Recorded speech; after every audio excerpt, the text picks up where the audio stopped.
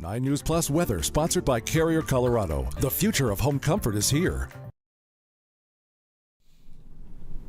Hey, thanks so much for joining us here on 9 News Plus, and happy Tuesday.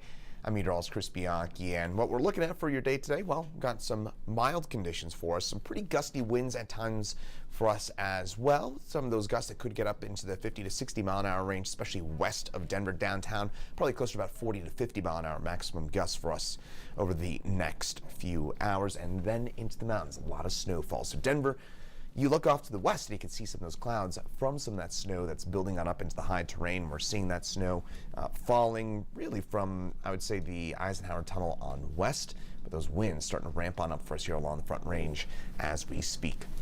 Headlines for our day today, again, windy and mild for us today. Mountain snowfall continues for our day today as well. And then for tomorrow, we'll get some snow here into the metro area. It doesn't look like a big deal, though. Maybe an inch at most is what it looks like at this point. Temperatures, those downsloping mild winds, these are what we would call Chinook winds. These are downsloping winds.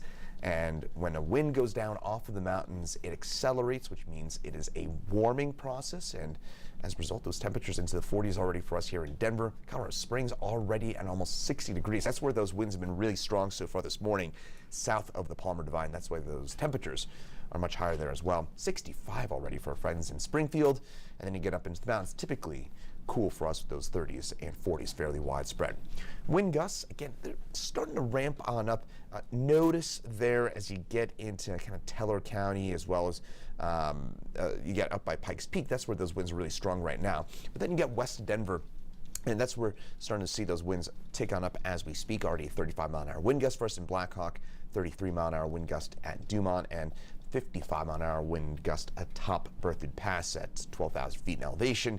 Then for us here in Denver, again, those winds mixing down as we speak. It takes a little time for those winds. Kind of think about going down off of a slide that we're right now at the very top of that slide right now. So those winds will start to accelerate as they go down slope. We'll see those winds picking up for us here in the Denver area over the next hour or so. So the wind gust forecast again for us here in Denver. Those winds, again, probably going to be fairly tame for the next hour or so. Then those winds will start to pick on up early this afternoon, and those winds will be strongest in the foothills and from the Palmer Divide on south for us here across the state. Close look in. So again, we get to about 1, 2 o'clock. Those winds start to howl for us in Longmont, Boulder, Netherland, even Golden, Morrison. You're starting to see those winds out there as well. Highway 93 will be a tricky drive with those strong winds, but then in Denver, we'll probably see those winds pick on up by about early to mid-afternoon with some of those gusts into that 30 to maybe 40 mile an hour range. Could see a gust up to 50, but the best chance for that will be west of Denver. So for today, it's mostly sunny. It is breezy. It is mild. Again, gusts could get on up to 40 to 50 miles an hour, especially west of I-25, east 25, probably top gusts around 40 miles an hour for us this afternoon. And it is mild. Those temperatures about 10 degrees above our seasonal average. We're normally 45 this time of year, so again, we're running a fair bit above average for this time of year. 50s, 60s, Eastern Plains, 30s and 40s as you head on up into the high country. Clouds increasing as we get through tonight. That is out ahead of our chance for snow tomorrow morning, and we'll see those temps drop down into the low 20s for us as well. Into the high country, that's where we're looking at winter weather alerts, winter weather advisories until tomorrow, with a widespread 6 inches plus worth of accumulation. We kind of see things into the mountains.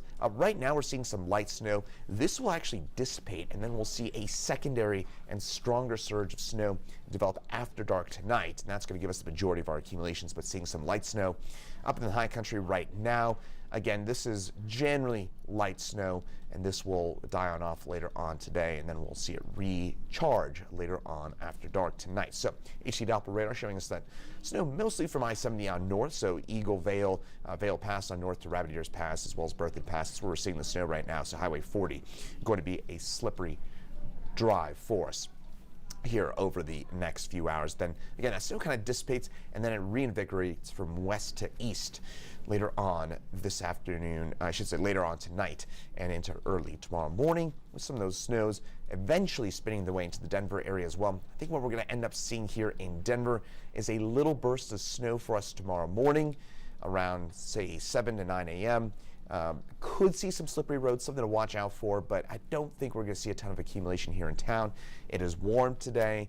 It is also going to end up being fairly mild tomorrow morning as well. We may even see some rain or some graupel mix in there for us tomorrow morning, some sleet possible as well, and then we'll see that flip over to snow, and then maybe some leftover snow showers for us tomorrow afternoon and tomorrow night, but doesn't look like a big deal in terms of accumulations and overall impacts.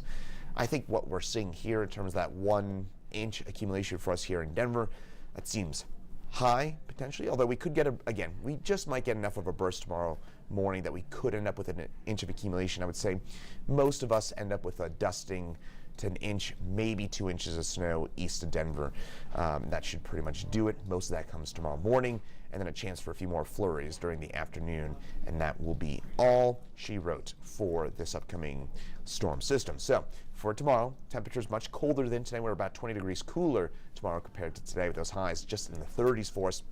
It's cloudy with that light snow. Best chance for accumulations, again, will be during the morning hours tomorrow. Just keep in mind during that morning commute, you might want to give yourself a little bit of extra time, as we will see some of that kind of heavier burst of snow possible during that morning commute, especially the back half of it. So again, you want to give yourself a little extra time heading on into work for your day tomorrow.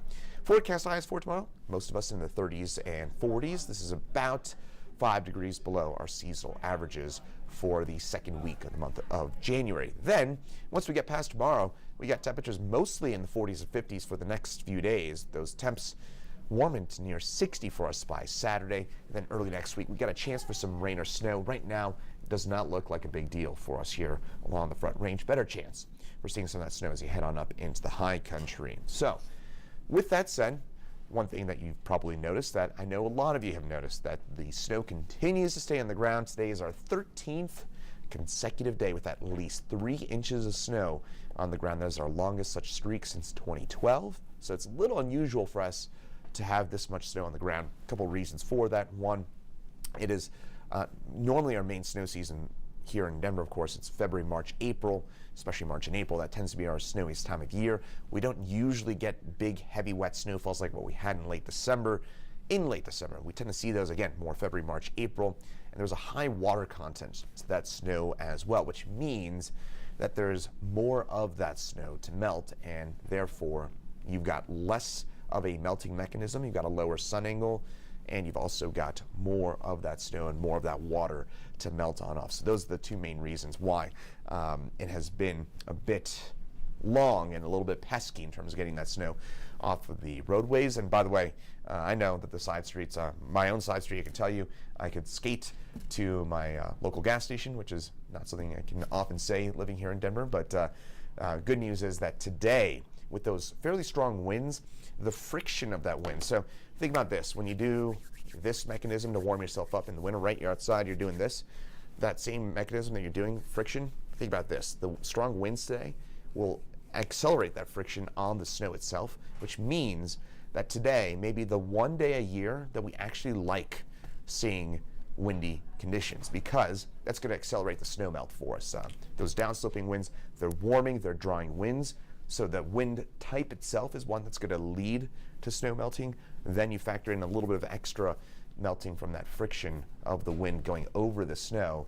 Long story short, the wind today will help accelerate that snow melt, and hopefully that makes sense for you. But if not, don't worry. Meteorologist Greg Perez right over there. He's going to have an update for you coming up at 9 News at noon. And also, I think, Greg, you're in at 4 and 5 today too, right? 5.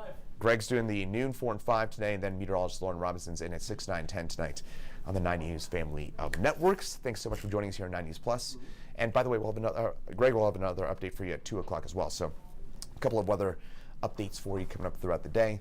Once again, I'm meteorologist Chris Bianchi, and have a great rest of your Tuesday.